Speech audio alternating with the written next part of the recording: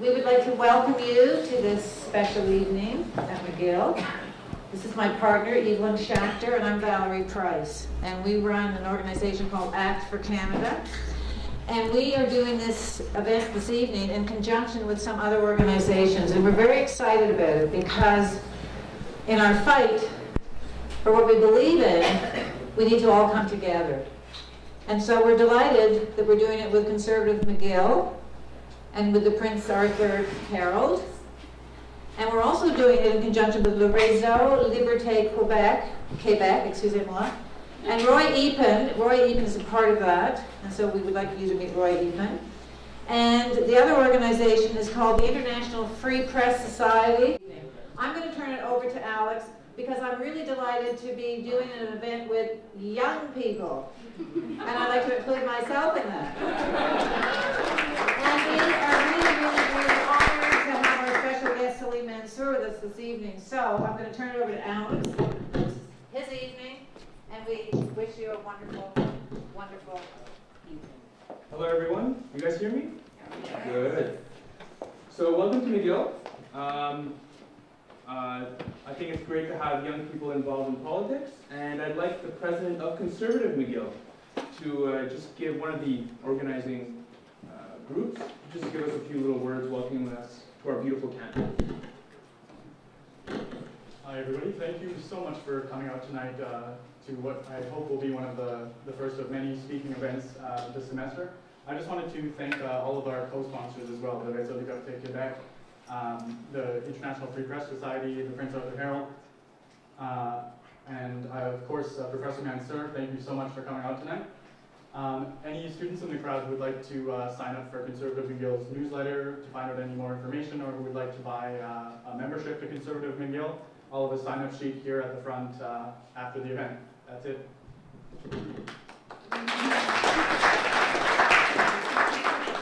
Well, thank you very much, John. What? You didn't say his name. John McDaniel. John McDaniel. Forgive me, Barbara. I wasn't precise enough.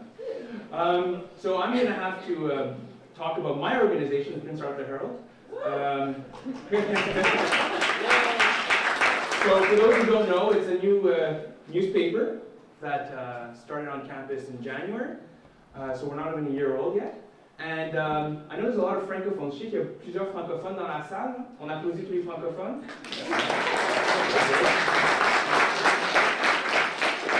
Il y a aussi une version francophone du Prince Arthur. And the Prince Arthur Herald is a paper that promotes classical liberal ideas.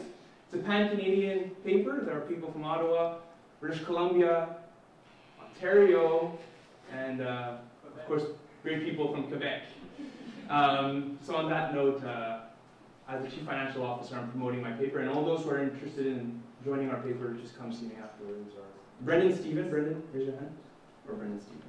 And I'd like to also say hi to somebody who's a very prominent columnist at the National Post. I know she's very, very modest, but it's Barbara Kay. For those who follow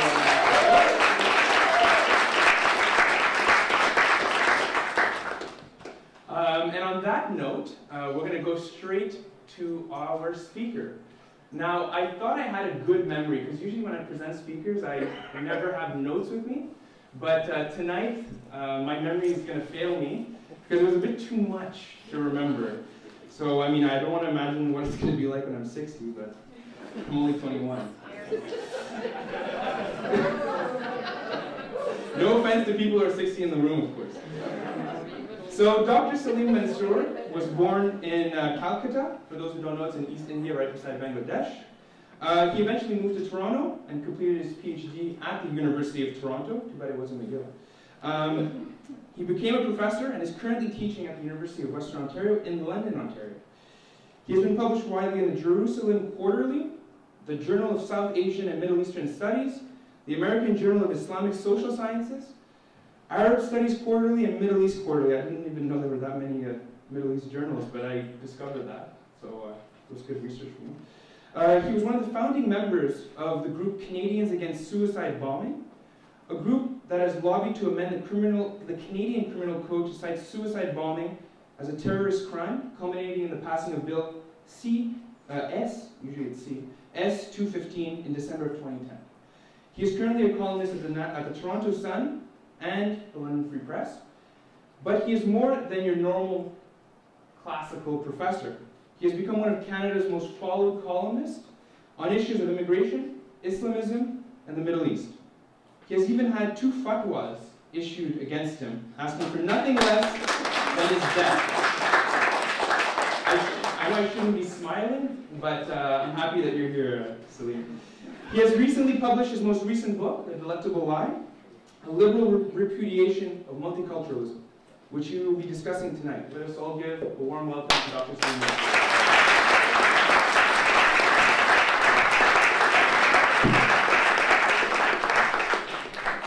Put this on the neck. It almost seems like I'm putting something albatross on my name.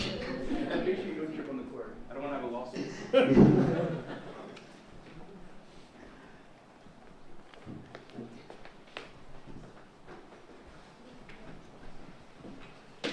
Thank you, thank you. I think that's a McGill welcome and a Montreal welcome, and I'm truly happy to be in Montreal and McGill.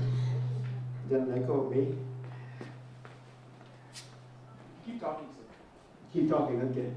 And thank you, and thank you to all the various organizations that went out of the way to sponsor this event. I think they want the volume up, so whoever is putting the volume up. I got it up. Okay. And if I can remember all of them, and the names I don't think I can, but I'll try to. The Conservative Union, thank you so much, and the Réseau Liberté, Québec, that's over here. I don't know, the International Free Press Society, Fred is here representing them, I believe. And of course you guys did an interview with me that was last month, so some of you might have had a chance to look at the Prince Herald interview, and I wonder if Rebecca is in town. Is she here? No, she's still I'll say hello to her for me. It's a real pleasure to be here this evening and to have a chance to talk a little bit about my book, but basically about what I believe is the subtext of the book.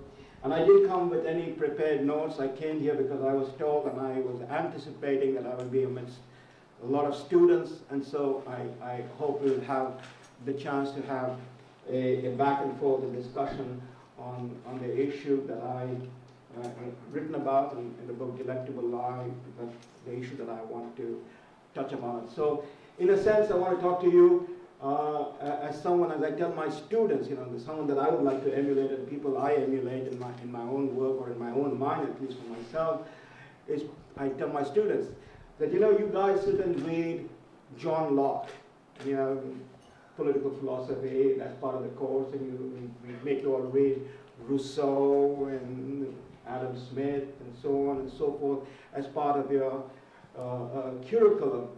But the point is that John Locke was not writing what he wrote, which you guys are reading, by sitting in some nice, comfortable library, pulling out books, getting the footnote and the bibliography together, and then sending it out so that 3 centuries later students will be reading his writings and doing their MA or PhD dissertation about it. Locke, for instance, and there are others too, Locke was on the run.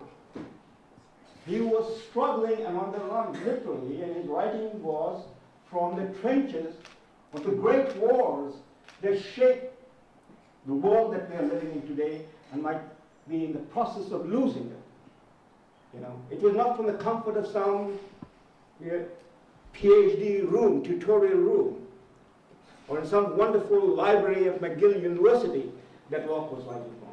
And the same goes for others, for Rousseau and so on and so forth. They were writing from the trenches of a battlefield. And what were they writing about? They were writing about freedom. And how to win freedom not only for themselves, but for others, and how to create a world in which freedom will be respected.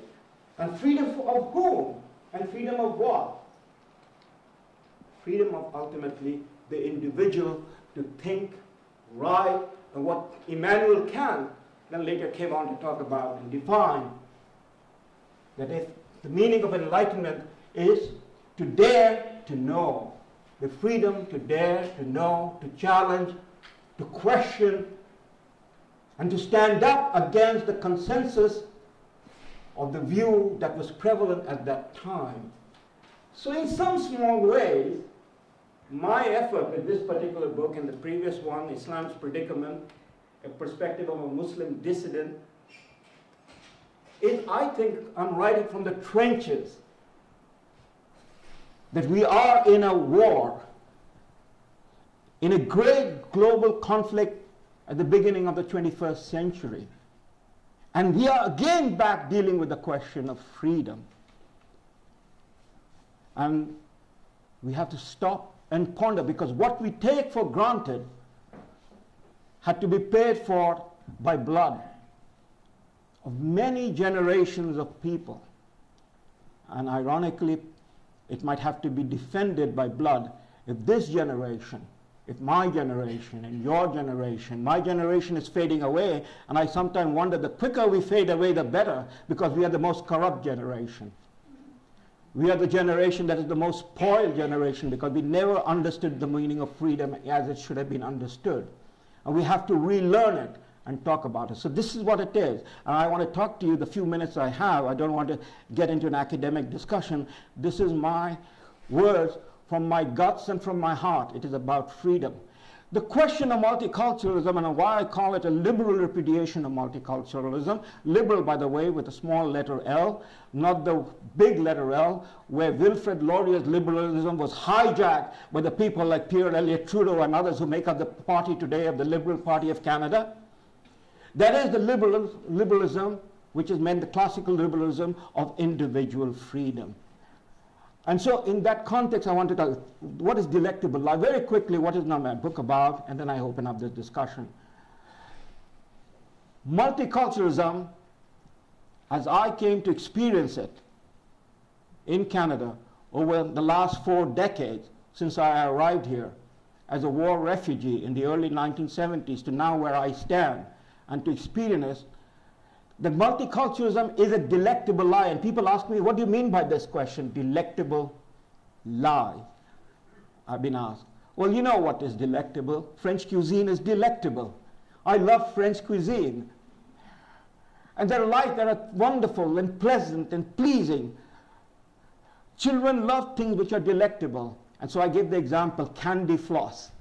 That's most delectable and delicious and attractive. But when you put your finger through it, it just goes through. Some delectable things are very dangerous to health. My good friend, the doctor, is sitting here. He would tell us what are some of the things that, we enjoy so much and can be so destructive. And so multiculturalism, in that sense, is a very pleasing idea, very delightful idea. It is delectable. And we embraced it by those who sold it to us. And remember, it was not sold by one man, though the name of Pierre Elliott Trudeau is identified by it. It was sold by the whole political class in Canada, because no one opposed Pierre Elliott Trudeau on this matter. I don't recall the conservative leaders opposing him, and I do not recall the New Democratic leaders opposing him. And I do recall that in 1988, Brian Mulroney, the Prime Minister of Canada, who was a conservative or a progressive conservative, put multiculturalism into the Canadian Act, Multiculturalism Act of 1988.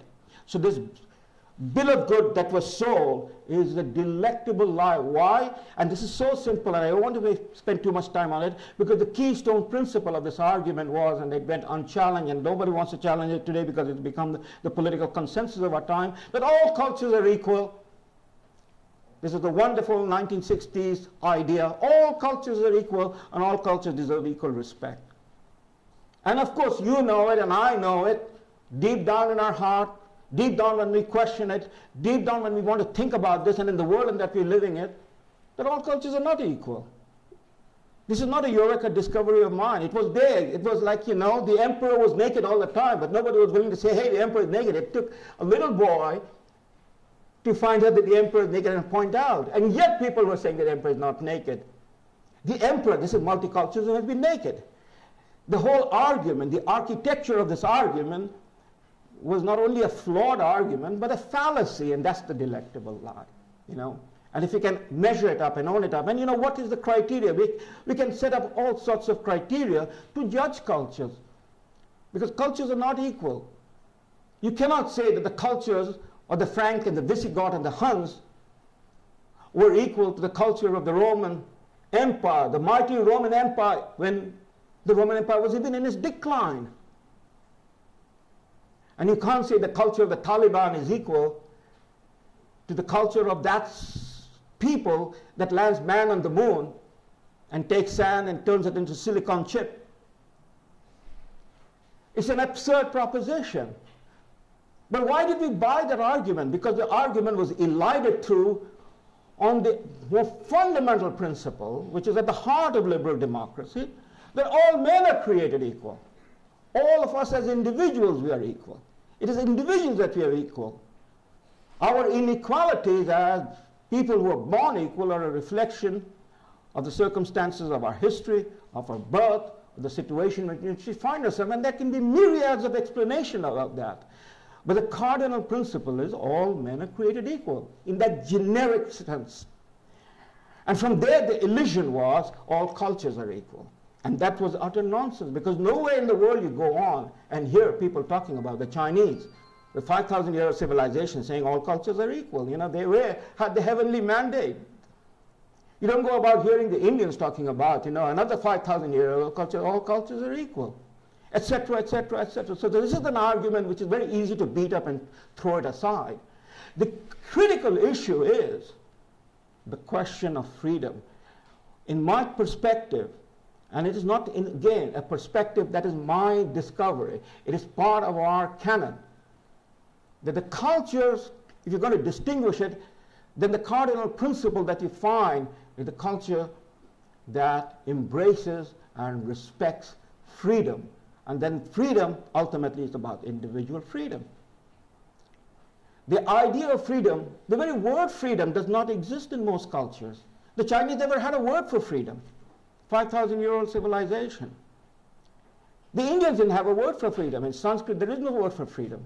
It was a word that would be coined, Shadhinata, much later under the influence of the British. The Arabs didn't have the word for freedom. The word for freedom is hurriya. From the word hur, a hur means an Arab steed, a steed that is free in the desert. And so the Arabs frown upon the word hurriya because they see it as an anarchy. So the word freedom itself has not existed in all cultures. So where does it come from? Well, there's a long history behind it. But very quickly, the very idea of freedom emerges in 5th century Greece under very special circumstances, but it emerges there. And it is there, for instance, the first time a man by the name of Protagoras asserts man is the measure of all things, and puts man in contrast to the gods and the demons. Man is the measure of all things. And of course, you know, the great play, Oedipus, is about man discovering himself. And then the whole story develops, you know, in ancient Athens, with people talking about it, and the challenges. And of course, the man who talked about it most seriously by questioning the values and the consensus of the time was sent to his death. And so there it is, the story of the yin and the yang, of the dialectics between what is all of history, right into our time, of society driven by collectivist value, where man is simply a cog in the machine of collectivism. The society is either pyramidical or turn it upside down, hierarchical, but it is collectivist. The very first idea that man is the measure of all things is such a radical idea if you think about it. It emerges in 5th century BC, Protagoras, and then it is snuffed out till it is rediscovered later on. And it grows later on. And if I fast forward, because of the lack of time, we come into the Middle Ages, and the struggle begins anew. And man is the measure of all things. Man is the moral center of the universe. Not the Pope, not the Vatican, not the collectivist principle of who is the Imam, or who is the Pharaoh, or who is the emperor and has the mandate of heaven. It is the lonely individual, the solitary person. He is the measure of all things. He is the center, the moral center of our universe. Such a profoundly radical idea. And it is that idea that then goes on to shape the modern world. No one said it better in my reading, and I am, of course, in a university, and you all can correct me. And I will learn something if you do. But no one said it better than Shakespeare. The words he put in the mouth of Hamlet. What a piece of work is man. How noble in reason. How infinite in faculties. In form and moving, how express and admirable. In action, how like an angel. In apprehension, how like a god. The beauty of the world, the paragon of animals. Can anyone say it better? Man is the center. But it takes a lot of effort, a lot of struggle to break down the China wall of collectivism. Revolutions have to be fought. Thrones have to be upturned. Guillotines have to be brought in. We frown at that and we shudder that the rights of man struggle turned into the reign of terror. But that is the dialectics. We can look back now. The Declaration of Independence. We are all created equal, etc. And there it is. That is the making of the modern world. It has its cradle in the West. Ancient Athens, transported to the Scythian Isles, Britain, France, Western Europe, Renaissance, Italy, Enlightenment, Reformation, Counter-Reformation. The battle goes on. But what it is all about ultimately is about I to stand here in front of you and you to stand here in front of the world and say, I am the measure of the world I am in. It begins with me in the sense that I am a free person. It is not a negation of the other. It is the affirmation of the most central reality which history has tried to snuff out or deny and has not existed in most of the world. And that freedom hangs on an end of a thread. It can be snuffed out. That's the struggle we are in. And multiculturalism then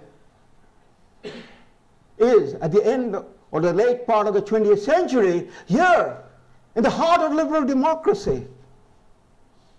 A country that had participated within a generation in 2 world wars in defense of freedom, for heaven's sake. The men who went out to face the Japs or the Germans, they were not bringing back gold. They were in fact bringing and helping get freedom to the people who had been deprived of that. Here, Canada, whatever you might say, whatever quarrel, those people in 1960s and 70s wanting to be different than the Americans, different than the European, or more like the European, less like the Americans, whatever was your internal battle, the core matter is here in Canada, you raise the flag of collectivism and sold the bill of good of collectivism as if that is a virtue. All cultures are equal. No, for heaven's sake, how can a culture that has a caste system, we're still struggling with caste system in India. How can a culture that engages in misogyny and passes it off as a religious value? That's why our Canadian men and women are dying in Afghanistan. How can a culture that denigrates people on the basis of the religious affiliation, that they are first-class citizens, they are second-class citizens, be equal to a culture that is based on the principle that is all men are created equal?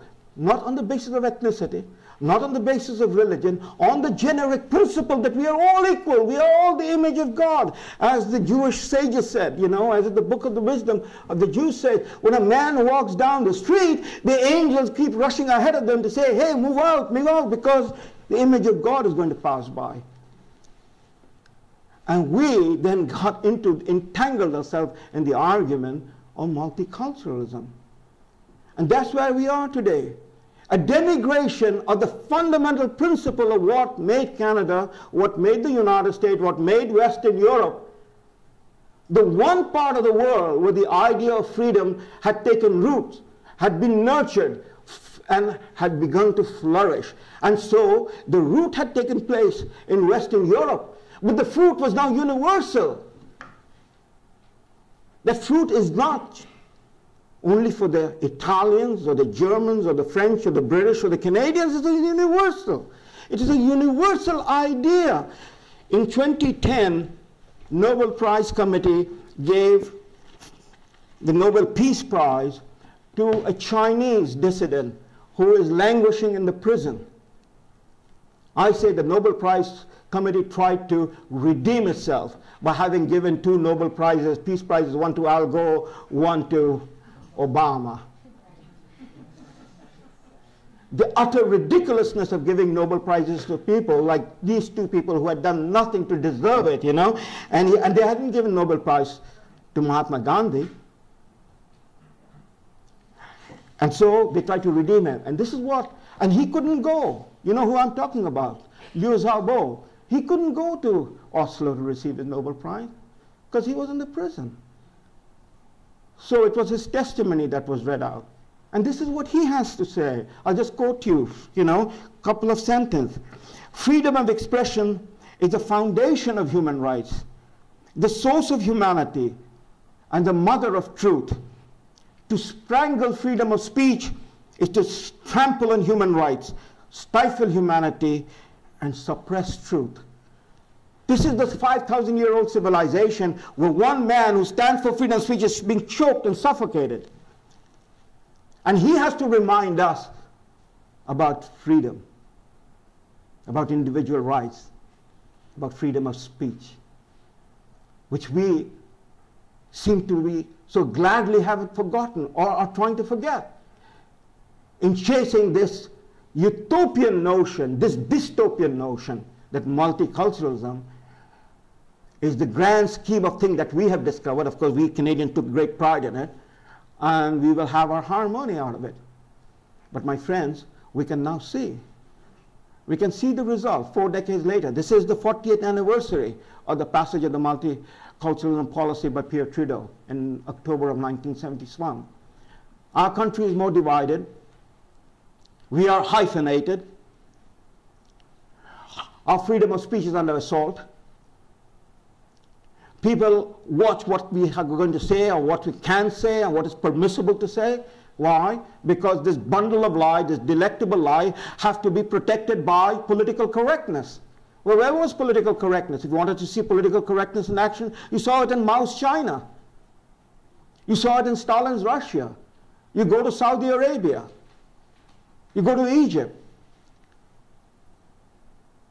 But we defend political correctness here too. Because a bundle of lie has to be protected by some argument. It cannot be protected by rational argument and, you know, discussing critically history and anthropology and sociology. And so we find ourselves in a bind. Not us alone. 4 decades later, I say it facetiously, I said it to Charles Adler. Perhaps the Prime Minister of England and Chancellor of Germany have read me, because they came out publicly this year. They said, multiculturalism has failed. David Cameron said multiculturalism has failed. Angela Merkel has said multiculturalism has failed. The government of the Netherlands are saying so. The French are saying so. We are also saying so. Because those of us who are saying so, we have to be censored. Okay? So the word is out, you know, thank you for coming out. But, you know, the public media, that is taxpayer-funded media, is not going to have me discuss this matter. CBC won't let me discuss this issue. TVO in Ontario, of which I am a taxpayer. They won't invite me to discuss it, right? The mainstream press is not going to discuss it.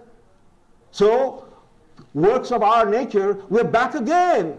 Look at it. 40 years later, we're back again in imitating the former Soviet Union. We have become now the samizdat. People used to talk about what is samizdat. You guys won't remember. The students won't remember what is samizdat. That was the thing that people would type out and send undercover in Soviet Union for people to read. You have to go back to the memoir of Natan Sharansky, or read the literatures of Solzhenitsyn, hear about Sakharov. That was samizdat, because Pravda only published what is the truth. Well, CBC publishes what is the truth. Only the truth. And so does the Globe and Mail, and so does all the other mainstream paper. Right? Look at where we have come and where we are sliding. And so we are faced today with an immense totalitarian challenge, the challenge of Islamism. That's the elephant in our room, and no one can talk about it, and no one is willing to talk about it. And anybody who's going to talk about it is going to be vilified. You will be called bigot. You will be called Islamophobe. There will be names thrown at you. You will be pinned with labels. Well, Mao Zedong used to do that. He used to put hats on the people, during the Cultural Revolution. That's what we are coming to. We are much more civilized and polite. After all, we are Canada. We are not the 49th parallel. We are a cold country. I saw the first inkling of snow today when I was driving in with my friend. So we are, very respectful and polite, and, we stay distant. But we are doing that, In the warm country, they become very passionate, So they'll put the dunce cap on your head, and they're going to beat the drum. We won't do that, but we will label you Islamophobe, and that's the end of your career. If you are in the media, if you are in the press, if you are talking about it, they'll call you a racist or whatever term they want. But the challenge is not going to go away, and we are faced with the challenge. We cannot talk about the most important cutting issues of our time because of multiculturalism. This is not simply an abstract issue that we are discussing. This is a public policy issue. The big elephant in our room is immigration, for instance. Nobody can touch the issue of immigration, because to talk about immigration would be to become a bigot. In a free society, if we cannot touch the issue of immigration, who will come, who will not come, how we're going to be citizens, who do we want, who we don't want, etc., etc. Where is our sovereignty as a people? Do we have any more sovereignty? That's a big question. Quebec is constantly talking about separatism. Well, that is the collectivist good you are looking for. You have your own arguments for it. But what does it matter if you do not have individual freedom? Or if you're not going to protect and defend individual freedom? Or have a clue of the notion of freedom? So my friend, that's what my book is about. In a sense, it's a lonely cry, in a sense a passionate cry from the deep bowels of my soul and inside of me. We have to wake up. The world is naturally diverse. It is beautiful. We do not have to go about talking about it as a policy. It's only free people who are equal. You do not find equality where there is no freedom. Where there is no freedom, people are as equal as the animals were in George Orwell's Animal Farm. The pigs were more equal than the rest. It's only in a free society where people can talk about being equal. That's why equality was not the fundamental or the first principle in the rights of man struggle. It was liberty. When you have liberty, then we can talk about other things. We can discuss other things. And the most important thing then becomes the question of equality. So we can talk about it. And how we can repair the issues. And how we can bring about greater equity. But if you don't have liberty, if we are under gag law, if what we're going to discuss is going to be called, hate speech, because some people take offense. When John Stuart Mill was writing about liberty, he touched on these matters. He said, if a thing cannot stand up to the extreme test, then it is no good for any other test. And so there is no one in the society who is born with the right not to be offended. But I do feel that if I am offended, I can turn off the television, I will not buy the book, I will not go to the movie. That's my free choice. But I cannot impose that on the rest. We seem to have lost that idea. We're going to have a gaggle of, people without the qualification to judge this issue, sit as tribune, and you know what happened? History holds the example. They put Socrates to death. And Socrates is being put to death every day, in that sense, in Iran, in Pakistan, right across the Arab world, in China. Is that the country we want to be? Is that what we are surrounding ourselves to be? Just because we are so comfortable? Just because we have, the capacity to create a social welfare state so long that we can keep borrowing from the Chinese and the Indians who are doing the savings for us? So, my friends, we are in great, deep trouble. But the first thing is that we must become free. And we can become free if we can get going and repeal multiculturalism. Thank you.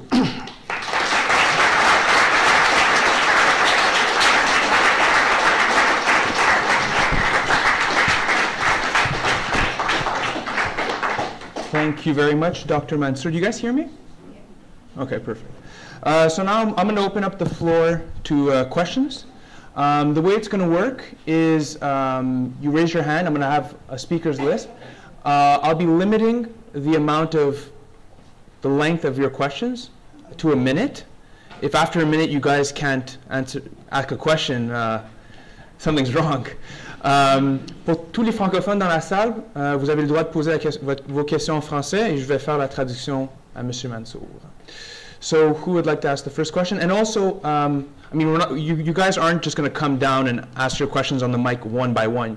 So I'm going to ask you to stand up, say your name. If you're from an organization, say your organization. And please speak very loudly so that everybody in the room can hear you. And if in case you don't speak loudly, I'll remind you to speak loudly. Okay? Thank you. So who would like to go first? Brendan? Hello, Dr. Mansur. My name is Brendan Stephen. I'm from the Prince Arthur Herald. I wanted to ask you specifically about the David Cameron speech that you had referenced. This was made a few months ago. And in discussing the failures of multiculturalism, he called for, and his term was, aggressive liberalism. But he didn't offer public policy prescriptions to pursue this anomalous aggressive liberalism. So I'm curious, if you were theoretically Prime Minister of Canada, what is, I think, in your mind, the #1 public policy prescription for facing this challenge to multiculturalism? That's a wonderful task. If you make me the Prime Minister of Canada and give me a majority government and not put me like Stephen Harper 5 years in a minority,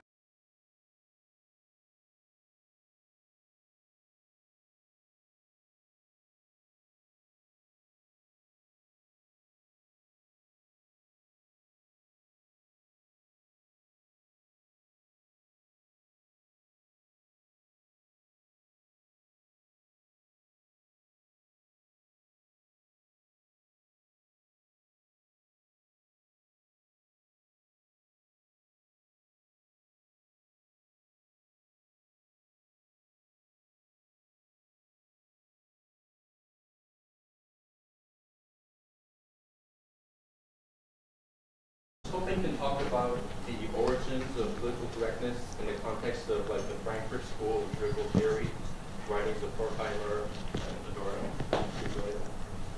well, I mean, that's a large issue that you're raising. Frankfurt School and that theory, Adorno and others who came there after him, they were all taken up by Marxism. This is the great bifurcation that takes place in Western intellectual life from about 1860s, 1870s on. And so Marxism is another variant of collectivism. It talks about class struggle. It is a denigration of the individual in that sense. It postpones the idea of individual liberty to that some utopian future when communism comes around and the state withers away and we will fish and we will hunt and we will do whatever we want to do, etc., etc. We will be in heaven. But in the meantime, it is the collectivist good. There was an incident in your book that you mentioned. Pierre was asked a question by people that were very close to him in Ottawa. And basically, the way you explained is he regretted multiculturalism. He did not approve of how it developed. Pierre now has a son, Justin Trudeau, and I don't think he understood what his father understood during that meeting. Can you elaborate on what happened in that incident and maybe why he, the founder of multiculturalism, thinks it's a failure also? Right. The incident that is being referred to is an incident that took place in 1995, if I recall correctly. And the Speaker of the House at that time invited former Prime Minister to come back to the Parliament for a very special luncheon that he prepared, in which there was a very select group of sitting members of Parliament invited. And later on, that story was told. It was a very private luncheon, and it was supposed to be, private, and you keep the matter within the room. But the story was later on told by one of the members who was present, an MP, John Bryden, who's now a sitting senator, to Mr. Charlie Cobb of Ottawa Citizen, who wrote about this, and from that's where I got the story, that John Bryden asked Mr. Trudeau that, you are the father of multiculturalism, and now, after 30-odd years, what are your thoughts about it? And according to what the information we have, Prime Minister went silent for quite some time, and then he responded in a very pensive and sad voice that this is not what he had expected and thought about, that the result, and he didn't elaborate. My take on the matter was that the Prime Minister died, former Prime Minister died in 2000, if you all recall, before 9/11. It would have been interesting if the Prime Minister had lived after 9/11 and we could have had a chance to talk with him, what would he have said. But the fact that there was, there's not too much that one can extrapolate out of it, but the fact that he was pensive and he said that, this is not what he had expected of his policy was an indication that he was having a second thoughts on the matter, and he never elaborated on it. My own take on the matter is that the Prime Minister was a very sensitive man. He was a very well-traveled man. He was one of the intellectual giants in that sense among the politicians in Canada, and that he could not deny the fact that was taking place in this country, that the country had become more and more divisive. But it was his baby, and he couldn't throw the baby out with the bathwater, and it was left for your generation, the students of McGill and others, my university students and others, whether you're going to wake up and ask those fundamental questions that I'm posing for you. There was a Canada before 1967. Prime Minister Trudeau became Prime Minister in 68, the year after the centenary year. What was Canada before 67? And what it is now, as we approach 150th anniversary. We were a liberal democracy. Wilfrid Laurier walked into this room, he would ask you, could you explain to me what is this creature, multiculturalism? What do you mean by it? Because Wilfrid Laurier spoke about the values that you, sir, you were asking about distinguishing from Frankfurt School. He spoke about the classical liberal values, about individual rights and individual freedom. The whole idea of freedom based upon individual rights. That is what the issue is, and rule of law. No special dispensation. How do we sustain a liberal Canada when our governments, in Ontario, there has already been talk about it, when our governments are meditating that yes, they would allow Sharia law? How then do we have a country that is a liberal democracy if we have part of the country operating on a system of legal code that is completely in opposition to the values of liberal democracy, which is based upon freedom and individual rights? And this is not a hypothetical issue. This is a real issue when it comes to the question of gender rights, women, marriage, family. Well, the fundamental unit of a society is the family. So how we maintain a system where you have two competing values? And Sharia law is not something abstract. It is there in almost 1/5 of the world in some way or form, and we're seeing the results. And people who are pushing it have the power of states behind them. And they have the power of petrodollar behind them. And we have politicians and academics and intellectuals eager for that money. In my university, last week, we appointed a chair for Islamic studies. The president, or the former president of the Islamic Society of North America, the mainstream media is not talking about it.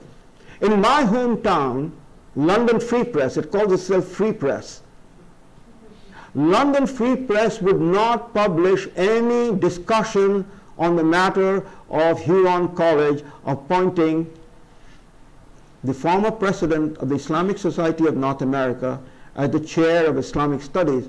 Somebody asked me, what do you think about it, you know? I said, well, we are making great advances. Next we're going to hear the Grand Chief for the KKK being appointed to teach Catholicism. Right? And there's not a whisper. There's not a whisper. In fact, people will defend it, and people like me, if we question it, we will be fired. So we're not talking abstract issues over here.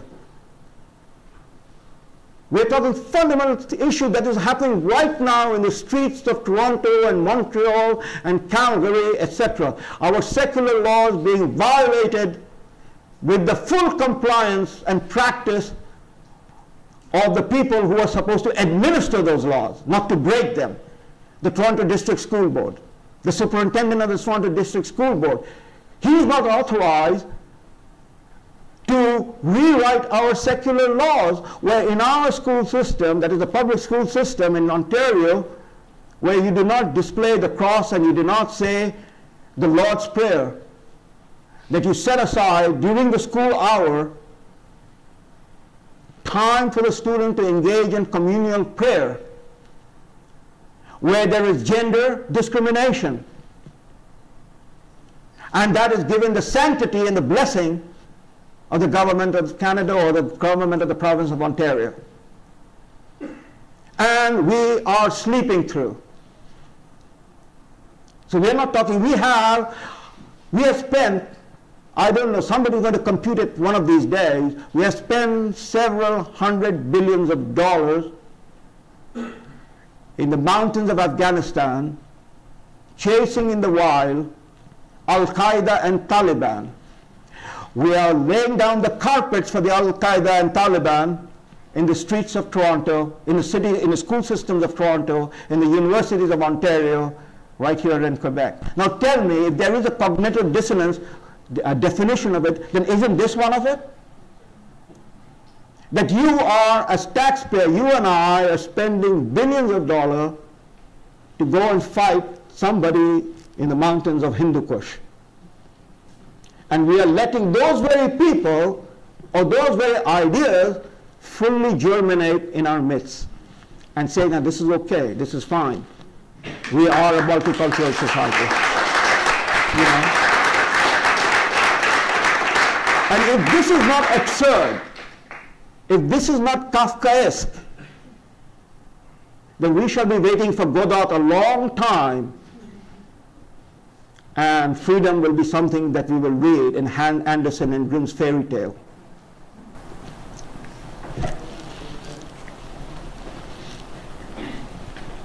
Hi, my name is Rafi Elliott. I'm about to name an organization, I'll say University of Ottawa Conservative. So my question is relatively, as you may know, Will Kimuka wrote a book called Multiculturalism and Odyssey, something like that, in which he defined, have you heard of it as well? No, I haven't, but go ahead. What is the thesis or what is the argument? Will Kimuka is a chair of multicultural studies at Queen's University, and he's kind of like the go-to person for multiculturalism studies in Canada.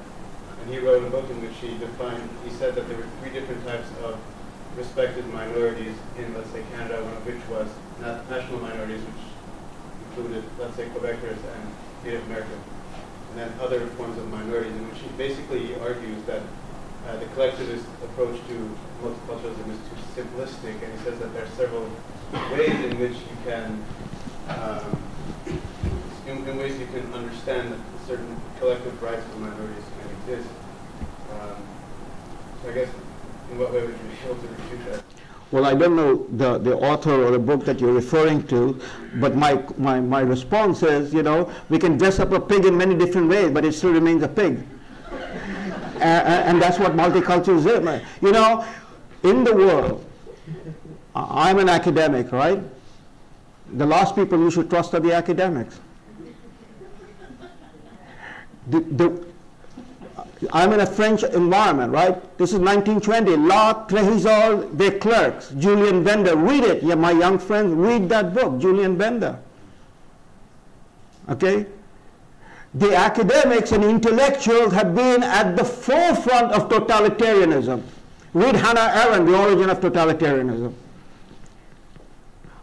The problem that we're facing today is in part our collective sense of defeat or withdrawal from standing up for the fundamental principles that built the civilization. My professor at the University of Toronto, when I was an undergraduate student, whose classes I attended, and I have tremendously fond memories of those classes, though I hardly understood what he said. It went way above my head. Now I'm catching up with him. I'm talking about a man whose name was Alan Bloom. In 1986-87, he published a book called The Closing of the American Mind. Ronald Reagan was the president. You were not even a glimmer in the eyes of your parents. I was in the university at that time. All right? And we were all yelling, we're all down with Reagan, whoever it is, just like the people doing that. Alan Bloom wrote the book, The Closing of the American Mind. The trashing of the Western civilization began a long time ago, but the most privileged group of people among them were the academics. We are harvesting the result. We are having Occupy Wall Street now the very week when Steve Jobs died. The guys who are occupying Wall Street are the graduates of American universities with iPads and iPhones and MacBooks. And the guy who made them all was a dropout and who built up in the Wall Street the largest, the most interesting, organization, business organization. So I told my students, you guys are all engaged in this, and you all want to support them, etc., etc. Well, you can occupy Wall Street. They occupied Carthage, they occupied Rome, they occupied Berlin. You can occupy Wall Street. What are you going to get from there? There's nothing in the vaults over there. The billions or trillions of dollars are bits and bytes and computer program. It will just fly to wherever the climate is more hospitable. And you can have you can occupy the carcasses of the building. And one day people are going to come around, just as we go to Samarkand. I was there one summer, what grand buildings, that Taimur or Tamerlane built, and poets wrote about. Say, oh, this is marvelous, the skyscrapers and so on and so forth. This was once the financial district, oh, great. And so, as we talk about the dinosaurs, wonderful. You have achieved whatever you wanted, you have occupied it, and you have transformed this into another of those places like Carthage and Samarkand and so on and so forth. That's the amount of understanding these people have. That's the closing of the American mind that is now in play. Where you have a president like Obama, you have senators who could have been horses, Horses were appointed senators in ancient Rome. You've got mules and horses as senators. And we have the mighty supreme power, the superpower, run by mules and horses dressed. I'm not saying this. Sarah Palin said it, right? Well, Sarah Palin did not go to an Ivy League university, so she doesn't get all contorted. She's the little girl who sees the emperor is naked and points it out, and everybody gets furious.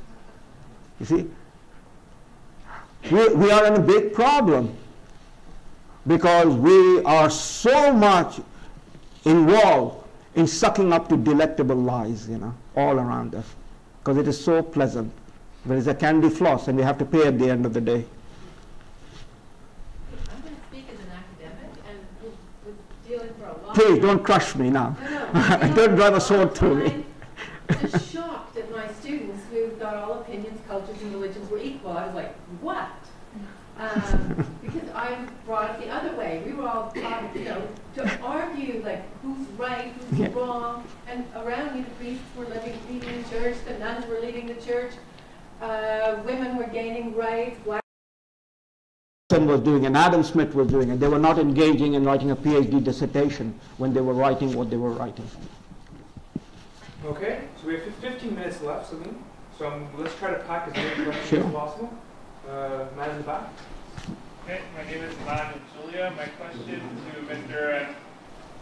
question is about interculturalism, the policy that the Quebec government is adopting. They have repudiating for gaining rights, gays and lesbians for gaining rights. So I wanted to hear your thoughts about interculturalism, and if you don't agree with this policy, what is the alternative you would propose to multiculturalism? My friend, I don't know too much about, honestly, what it means, you know, and where it goes. Daniel Weinstock. Yeah. It's part of the Bouchard-Taylor. There is no difference between interculturalism and multiculturalism. But no difference. But since my friend mentions the name Charles Taylor. Professor Taylor is a very reputed professor of philosophy, you know. But we have our quarrel, my quarrel, because he's the guy who has been pushing the issue of multiculturalism in various disguises, you know, reasonable accommodation, the theory of recognition, and so on and so forth. The problem is, again, putting equality before freedom.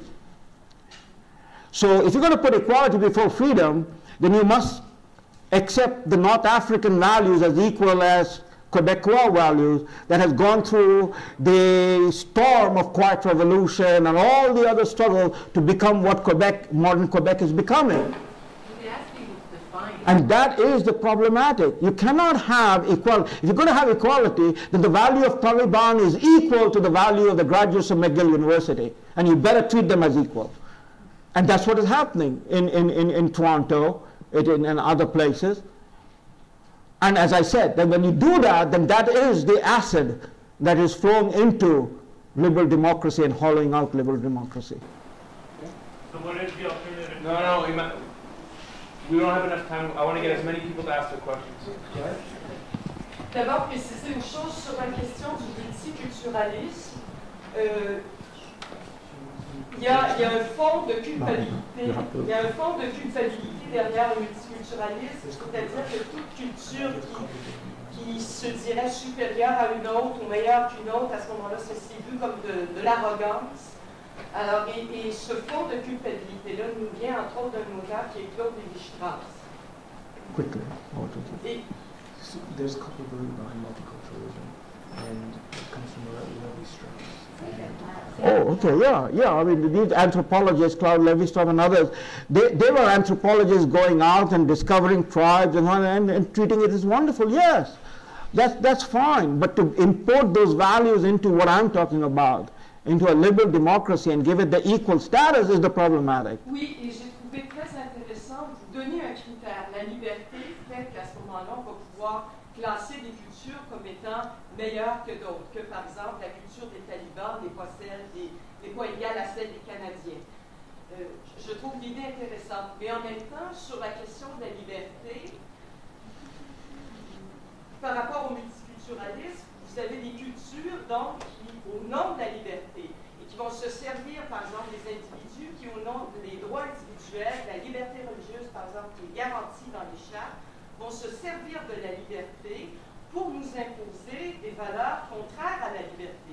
Je pense par exemple aux tribunaux islamiques en Ontario, je pense à la polygamie en Colombie-Britannique avec les Mormons, je pense à Charles Taylor qui utilise aussi, tout comme vous, cette valeur de liberté. Okay, you want me to translate it out loud? Okay, I'll translate it out loud. Okay.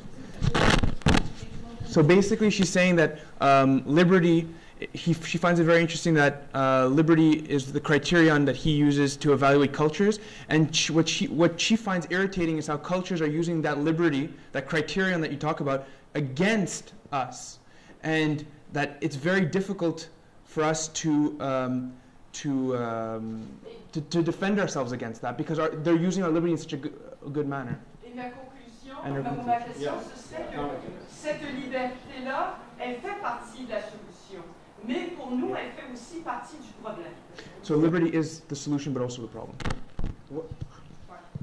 what you're basically saying is that they're demanding liberty to exercise their cultural rights, you know, as a group. Yeah, this is problematic. And we have to have the confidence and say, you know, that in our public square you cannot do it. We have to have, that is what it comes back to the question that was asked earlier of David Cameron's aggressive liberalism. Yes, liberalism is aggressive because it is aggressive in the sense it is defending the individual right to be free. It is not a pious hope and it's not a pious dream, and it is going to be under assault and has been under assault throughout the history of mankind, you know, and 20th century was the most graphic illustration of that assault by totalitarian values, you know. So yes, but in this case we are opening the door and saying, you know, you can practice your cultural values, whatever they are, in a public square where we value liberal democracy, the values of liberal democracy are the basis of our culture. After all, liberal democracy is a culture. And it is a culture, as I explained, based upon individual rights and freedom. So we have to have the guts and the courage and the tenacity to say, no, it cannot be practiced in the public square. What you do inside your own chamber is your problem, but in the public square it cannot be practiced no more than you allow us to practice liberal democracy in Saudi Arabia. That's what has to be the argument. It cannot be the other way around.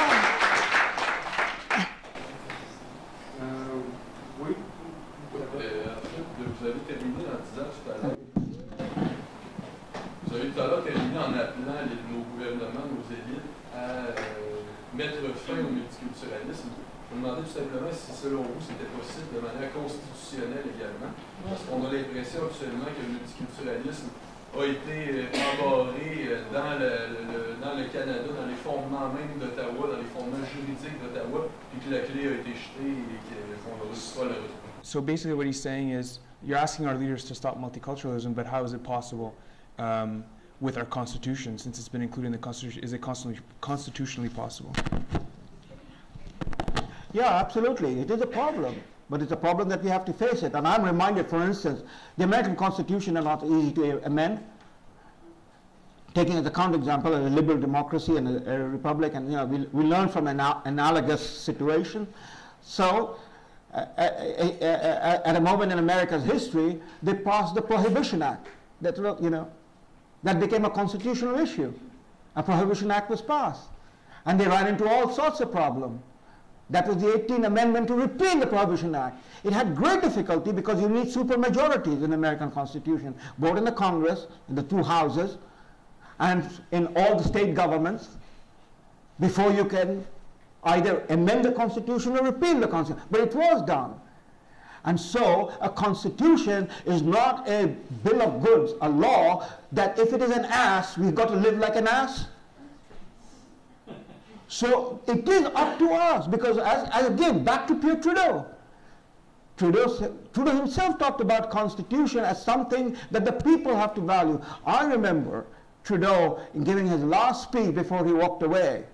And he said, my friends, I go over the head of the politician and talk to the people. It is, after all, Constitution is our document. It is not the document of what Mr. Mulroney thought in Mishlake, the document of the 10th Premier and the Prime Minister. One Elijah Hopper ended that Mishlake Accord, right? Because it is our document. It is the people have to speak. And so, yes, there are constitutional impediments and obstacles there. But those obstacles can be mounted if we all agree upon it. Because this is not a problem of Quebec only, or Ontario, or Alberta. This is a Canadian problem we are facing. Because this is a global problem that we are facing. The assault of Islamism is a global problem. What is the McGill University, of which you are a student, doing when it invites Tariq Ramadan to sit here and discuss the Defamation Act of the OIC, the Organization of Islamic Conference, at the United Nations, and your professors and your dean and your president and your faculty is silent, just as mine is silent in UWO, and they passed that act to challenge the Universal Declaration of Human Rights, which is the UN thing, you know. Because the OIC principle is based upon Sharia law, which is based upon 11th century value. So what is McGill doing and what is up to? That's for you to question. So I'm giving you an example. If you're going to sleep through it and you're going to take the pill, the poison pill, then, you know, you have no one to blame, because ultimately, liberal democracy, ultimately freedom is about one's own responsibility. That's when man is a measure of all things. Man becomes then an adult. That's the story of Oedipus. There is no parallel story of Oedipus in Oriental civilization. That's the defining story of Occidental civilization. If you think about it, one can write dissertation thesis about it. After all, Freud took up Oedipus and made it into an iconic statement of the Oedipal complex. Why is Oedipus such a moving story? And it is a story around which the Western civilization builds itself. The story from Oedipus to the story of Shakespeare's dramas is man becoming an adult, man assuming responsibility. If you are not going to become adult, if you're going to be juvenile and adolescent, then you're not fit to be free. And that's what happens. If you're not fit to be free, your freedom will be taken away. And you have no one else to blame. Final question? Hi, my name is Sam Tota. I came to this country as a stateless, but that's why I would like to comment on the word freedom. You chose your presentation by beginning with the word freedom. It's a very loaded word, the freedom. And first you have the physical freedom, the body, and then you have the mind of freedom. My question is, where do you limit your freedom? In a few hours' time, for example, there will be a prisoner exchange, and the man will walk to his freedom. How do you equate this freedom with all the definitions that you tried to give in your presentation? That's my question. Because if you dissect the word freedom, then you will go against the marketing. You will go against the education system, etc. Because we are not free to choose. They are giving us ideas to choose certain things that we didn't accept. So, in other words, in shortness, freedom is a very loaded word. So where do you want to take us with this freedom? That's my question. It is a loaded word, and it is a double-edged sword, and it is dangerous, and all of that is part of our history. It is not something new that is being invented. And that's the question of responsibility. And the example that you're giving, it is the free people of Israel who is going to determine what is the value that they are willing to exchange for one Gilad Shalit for how many, you know, Palestinian captive soldiers. It is not for you and me to sit and decide. That's exactly what freedom means in that concrete example that you're posing. That the people of Israel is going to determine, and they have determined through their representative government that, you know, one Gilad Shalit is worth for X number of captive Palestinians, and they're going to exchange it. Or for that matter, you know, when the exchanges took place under the Helsinki Act with Natan Sharansky and others who were freed from the Soviet Gulag. And so this is a matter of free people will decide. It's not for me or you arbitrarily to put a price on it. We do make decisions. We as free people decided that we are going to go to Afghanistan. And we are the free people, that is our elected representative government. We're not talking about freedom, by the way. No one, and that is the fallacy of the people who take on this argument from the left. Nowhere does it talk about freedom being equated with licentiousness. Implicit in your argument, if you're making the argument the freedom can lead to licentiousness, we are not talking about licentiousness. Rousseau was not talking about licentiousness, even though there's a problematic with Rousseau's general will, and we won't go and turn this into academic discussion. Nor was John Locke talking about freedom as licentiousness. It's a social contract. We agree. We make a contract together. And then we agree to live by those rules. And then we subvert those rules if we tell other people, well, okay, fine, this rule is for us, but you can come and do whatever you want. So it is, you know, at the fundamental basis, there is, I mean, we can run into paradoxes, but it is pretty clear in the historical record of what we are talking about. A free society means society where individuals can maximize their freedom, but not, as John Stuart Mill says, at the expense of my nose. Your freedom stops at the edge of my nose.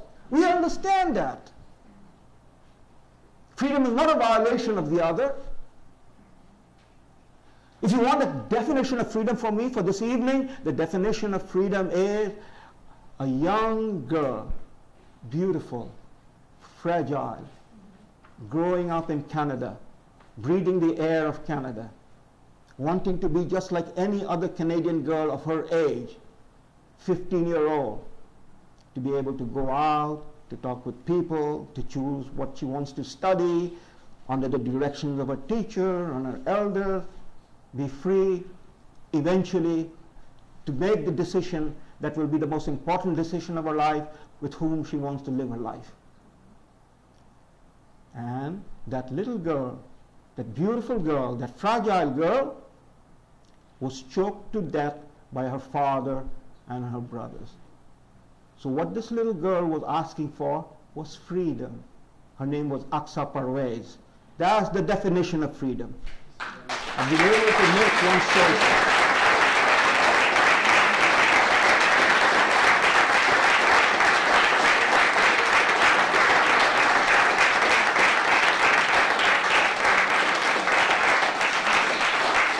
And we allowed that to happen in our country. And we allowed that to happen under our watch. And we're allowing that to happen to many other Aqsa Parvez who are not privileged enough to come out and say in the high, wonderful language of an academic with a PhD behind his name. Because freedom doesn't need those definitions. It simply means, as Elias Canetti, the great Bulgarian Nobel Prize winner, said, the origin of freedom lies in breathing. The origin of freedom lies in breathing. Aqsa Parvez's story catches the entire dimension of the meaning of freedom, my friend. The entire dimension. It's like when Othello puts the pillow over the mouth of Desdemona. Put out the light. Put out the light. That's it. And Desdemona was snuffed out. Multiculturalism is a pillow that was put on our mouth, collective mouth, as individuals, and being snuffed out. Put out the light. Put out the light. That's what it is. If you understand the metaphors of great literature, great literature speaks to us every moment. And that's where we are, you see. You don't have to marshal great dissertation about this matter.